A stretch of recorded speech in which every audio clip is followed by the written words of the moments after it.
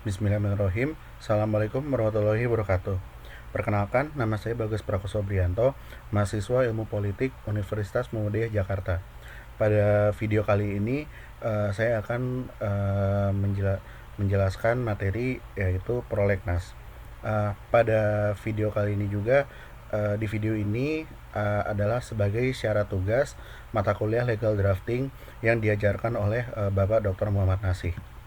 Baik, berikutnya saya akan mencoba menjelaskan apa itu prolegnas.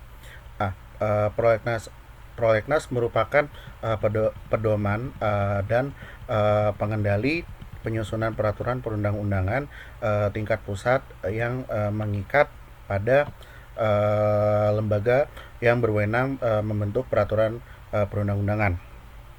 Pembentukan peraturan perundang-undangan ini pun yang sesuai dengan prolegnas tidak saja akan menghasilkan peraturan perundang-undangan yang diperlukan juga untuk mendukung tugas umum pemerintahan dan pembangunan sesuai dengan amanat undang-undang. Nah, Dasar Negara Hukum Republik Indonesia tahun 1945, tetapi juga uh, untuk memenuhi kebutuhan eh, memenuhi kebutuhan Undang-Undang Dasar 1945 ini yang sebagai juga hukum masyarakat itu sesuai dengan tuntutan reformasi dan kemajuan ilmu pengetahuan dan teknologi pada abad ini. Nah, maupun di masa yang akan datang, dasar hukum untuk melakukan kegiatan prolegnas ini tentunya sebagaimana yang disebutkan pada pasal 15 Undang-Undang Nomor 10 Tahun 2004 tentang pembentukan peraturan perundang-undangan yang mengatakan bahwa perencanaan penyusunan undang-undang dilakukan dalam suatu prolegnas. Baik, berikutnya saya akan menjelaskan sedikit sejarah mengenai prolegnas ini. Nah, lahirnya prolegnas ini berawal dari simposium mengenai pola perencanaan hukum dan perundang-undangan di provinsi daerah istimewa Aceh pada tahun 1976. Nah, simposium ini menyimpulkan bahwa pembuatan pola umum perencanaan pembangunan hukum menjadi sangat penting dan perlu diwujudkan juga secara konkret, antara lain dalam bentuk penyusunan program legislasi nasional. Nah, dalam simposium yang diselenggarakan oleh Badan Pembinaan Hukum Nasional atau BPHN itu uh, di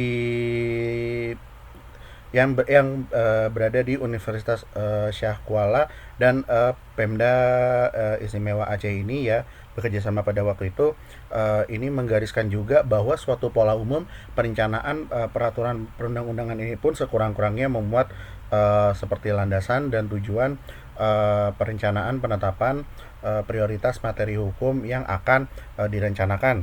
Nah, penetapan mekanisme juga, lalu proses perencanaan juga lalu berikutnya juga ada sarana perencanaan juga dan kegiatan penunjang seperti penelitian, penyuluhan, dokumentasi dan sebagainya sebagai tindak lanjut dari simposium Aceh.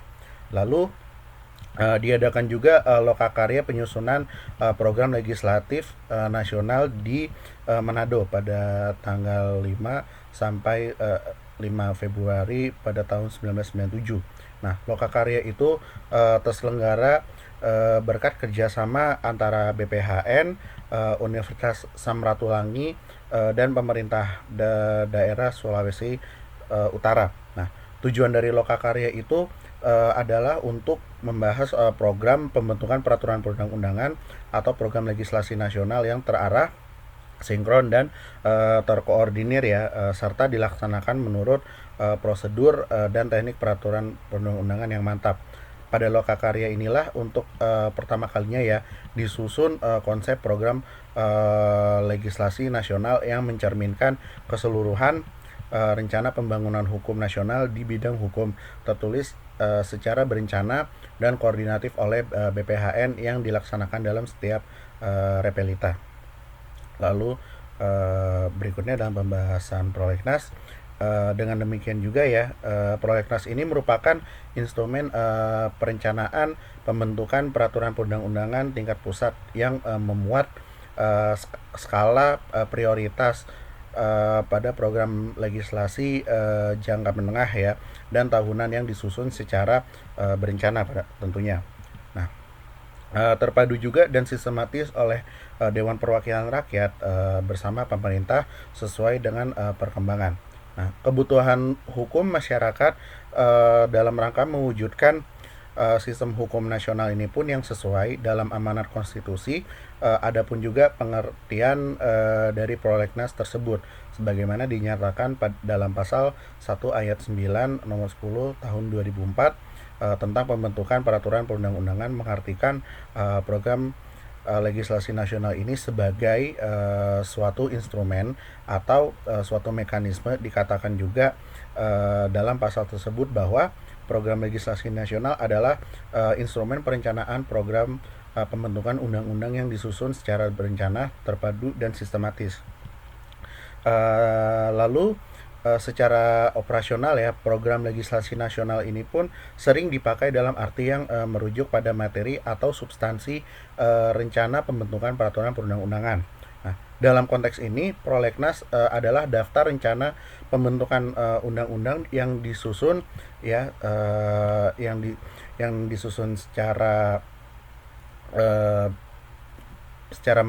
berdasarkan metode ya, dan parameter tertentu juga ya, serta dijiwai oleh visi dan misi pembangunan hukum yang ada di Indonesia. Lalu rencana legislasi yang dimaksud itu ya adalah usulan-usulan berupa rencana pembentukan peraturan perundang-undangan baik untuk jangka panjang, menengah maupun jangka pendek, yang akan dibuat juga dan disusun juga ya, diajukan oleh departemen atau lembaga pemerintah non departemen atau lembaga atau institusi-institusi pemrakarsa lainnya.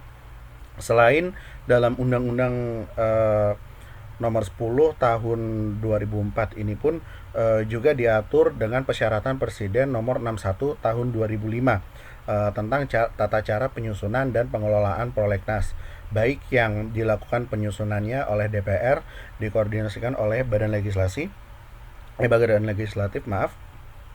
maupun penyusunan di lingkungan pemerintahan dikoordinasikan oleh Menteri.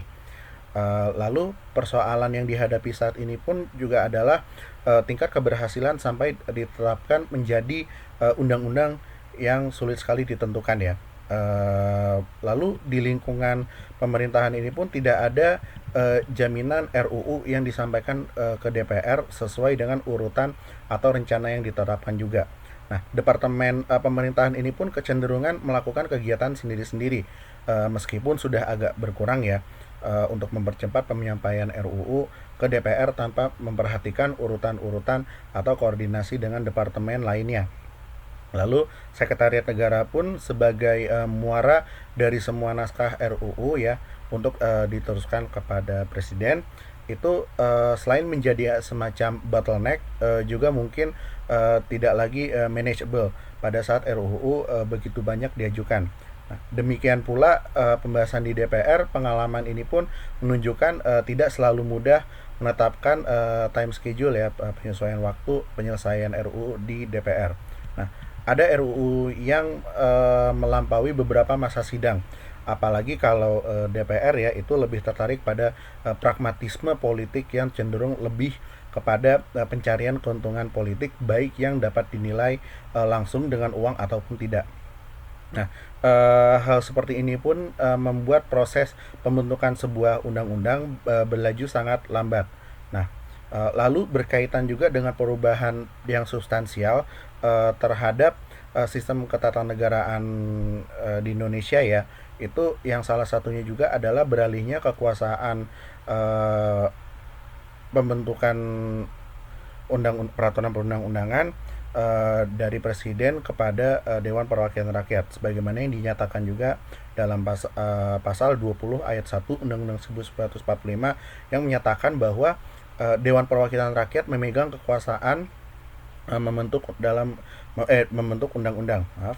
Tidak hanya sampai di situ juga, sebagai konsekuensinya ya, itu otonomi daerah yang teradopsi pada tingkat konstitusi pasal 18, 18A dan 18B Undang-Undang Dasar 1945 itu, daerah pun juga memiliki peran yang sangat besar dalam proses pembentukan undang-undang, ditandai juga dengan kelahiran Dewan Perwakilan Daerah atau DPD. Nah, oleh karena itu, fungsi utama legislasi sebenarnya tidak hanya pada DPR juga, tetapi juga pada DPD, walaupun perannya ini pun hanya sebatas mengajukan dan ikut membahas terhadap sebuah program legislasi yang berkaitan dengan otonomi daerah, hubungan pusat dan daerah, pembentukan, pemekaran dan penggabungan daerah. Nah, pengelolaan sumber daya alam ya tentunya, dan sumber daya ekonomi lainnya, serta perimbangan keuangan pusat dan daerah. Eh, serta memberikan pertimbangan juga kepada Dewan Perwakilan Rakyat atau DPR atas rancangan undang-undang anggaran pendapatan dan belanja negara, APBN, dan rancangan undang-undang yang berkaitan dengan pajak, pendidikan dan agama, ya, yang bisa dijelaskan juga dalam pasal 22D Undang-Undang Dasar 1945. Nah, dengan perubahan tersebut ya, peran DPR ini lebih kuat bila dibandingkan pada konstitusi sebelumnya. Disadari hal ini menjadi keniscayaan juga sebagai sebuah penguatan prinsip daulat rakyat ketika DPR menjadi salah satu representasinya di samping Dewan Perwakilan Daerah atau DPD. Nah, kuatnya peran konstitusional DPR ini dalam pembangunan hukum, khususnya di bidang materi hukum, juga telah dinyatakan dalam Undang-Undang Nomor 10 Tahun 2004 tentang pembentukan peraturan perundang-undangan. Perubahan lainnya ini pun adalah sebagaimana yang ditetapkan juga ya pada pasal 20 ayat 4 dan 5, bahwa presiden itu mengesahkan rancangan undang-undang yang telah disetujui bersama untuk dijadikan undang-undang. Nah, dan bila undang-undang yang telah disetujui ini bersama ini tidak disahkan oleh presiden dalam waktu 30 hari ya. Nah, itu semenjak rancangan undang-undang tersebut disetujui, itu rancangan undang-undang tersebut itu sah menjadi undang-undang dan wajib diundangkan. Nah, adapun proses pembuatan undang-undang sebagai wujud pembangunan hukum, yaitu rentetan kejadian yang bermula dari perencanaan, pengusulan, pembahasan dan pengesahan. Nah, semua proses itu uh, bisa juga bisa juga pembuatan undang-undang sebagai wujud pembangunan hukum ya. Lalu uh, dari pembangunan hukum ini pun dilakukan juga oleh para aktor yang dalam sistem demokrasi ini juga disebut eksekutif, presiden beserta jajaran kementeriannya, dan legislatif, DPR atau DPD. Nah, lalu berikutnya saya akan menjelaskan ada tujuan penyusunan dari prolegnas ini ya. Yang pertama adalah mempercepat proses pembentukan peraturan perundang-undangan sebagai bagian dari pembentukan sistem hukum nasional.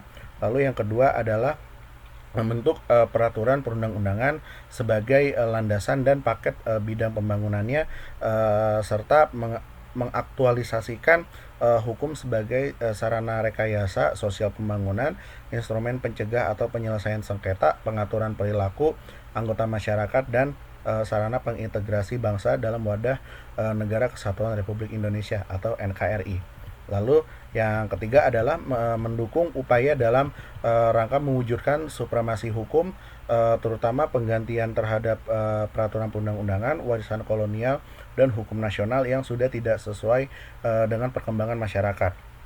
Yang keempat adalah menyempurnakan peraturan perundang-undangan yang sudah ada selama ini ya. Nah, namun tidak sesuai dengan tuntutan juga dan kebutuhan masyarakat. Lalu berikutnya yang kelima adalah membentuk peraturan perundang-undangan baru sesuai dengan tuntutan dan kebutuhan masyarakat. Nah, secara garis besarnya itu instrumen atau mekanisme program legislasi nasional atau prolegnas ini mencakup 5 tahap kegiatan, yaitu ada tahap kompilasi, tahap klarifikasi dan sinkronisasi, tahap konsultasi, komunikasi dan sosialisasi, dan tahap penyusunan naskah prolegnas, lalu ada tahap pengesahan. Saya akan mencoba menjelaskan ya satu-satu dari ini. Yang pertama adalah tahap kompilasi. Nah, di tahap kompilasi ini mencakup pengumpulan data melalui kegiatan monitoring ke setiap departemen atau LPND terhadap tentang rencana legislasi yang akan dan sedang digarap oleh departemen atau LPND. Nah, di samping mendata usulan rencana legislasi baru ya, itu monitoring ini juga termasuk pemantauan tentang sudah sejauh mana kemajuan penggarapan rencana legislasi ini oleh departemen atau LPND yang pernah diajukan pada periode sebelumnya. Seperti contoh, apabila pada tahun 2004 Departemen Hukum dan HAM mengajukan program pembuatan naskah akademik RUU perseroan terbatas yang ditargetkan akan selesai pada tahun 2005. Maka pada tahun 2005 program yang diajukan seharusnya sudah berubah tingkat penggarapannya menjadi penyusunan RUU dan seterusnya, sehingga prosesnya ini pun berkesinambungan ya. Nah, dari tahapan ini pun dihasilkan inventarisasi data rencana legislasi yang komprehensif, akurat, dan sudah terevaluasi dari setiap departemen atau LPND. Lalu data hasil inventarisasi ini juga disusun dalam bentuk daftar rencana legislasi nasional atau Relegnas yang sementara. Lalu yang kedua adalah tahap klarifikasi dan harmonisasi. Nah, tahap klarifikasi dan harmonisasi ini dilakukan dalam bentuk kegiatan rapat koordinasi antar departemen atau LPND dengan tujuan memantapkan data yang diperoleh pada tahap kompilasi. Nah, pada tahapan ini pun ada kemungkinan juga dilakukan penyesuaian dan harmonisasi rencana legislasi. Nah, hal ini pun dapat disebabkan juga karena adanya perubahan rencana legislasi di departemen atau LPND. Terkaitnya juga atau karena materi muatan ini pun suatu rencana legislasi itu tumpang tindih dengan kewenangan departemen atau LPND yang lainnya. Nah, sehingga dipandang perlu ada sinkronisasi juga. Nah, pada tahapan ini masalah yang timbul apabila ada resistensi masing-masing departemen atau LPND, pemrakarsa ini pun untuk tetap mempertahankan rencana-rencana legislasi yang diusulkannya. Nah, sekalipun diketahui bahwa substansi rencana legislasinya ini jika tidak dilakukan perubahan atau penyesuaian, kemungkinan akan berbenturan dengan kewenangan departemen atau LPND yang lainnya. Lalu yang ketiga adalah tahap komunikasi dan sosialisasi. Nah, sinkronisasi awal antara prolegnas pemerintah dan prolegnas badan legislasi atau BALEK, DPR melaksanakan melalui rapat-rapat forum. Nah, forum ini adalah forum konsultasi prolegnas. Pada tahapan ini rencana legislasi yang berasal dari departemen-departemen atau LPND itu dikonsultasikan dengan badan legislasi DPR. Nah, mengingat juga badan legislasi DPR ini pun menyusun rencana legislasinya sendiri. Nah, tentunya berdasarkan pertimbangan dari sisi pandang DPR yang mungkin saja bersamaan atau justru berlainan juga ya dengan sisi tahapan ini melibatkan forum prolegnas pemerintah, wakil-wakil dari badan legislasi DPR, dan unsur-unsur masyarakat yang bisa juga diwakili antara lain oleh organisasi profesi, organisasi kemahasiswaan, pemerintah. Maka maka dari itu ya itu ada pun juga lembaga, maksudnya dengan organisasi-organisasi lainnya. Nah, lalu ini pun untuk mengurai perlu banyaknya duplikasi dan untuk kejelasan dari prakarsa. Nah, diperlukan juga sinkronisasi penggarap rencana legislasi sesuai dengan kesepakatan antara pimpinan eksekutif dan legislatif, khususnya dalam kaitan usul inisiatif pembuatan peraturan perundang-undangan.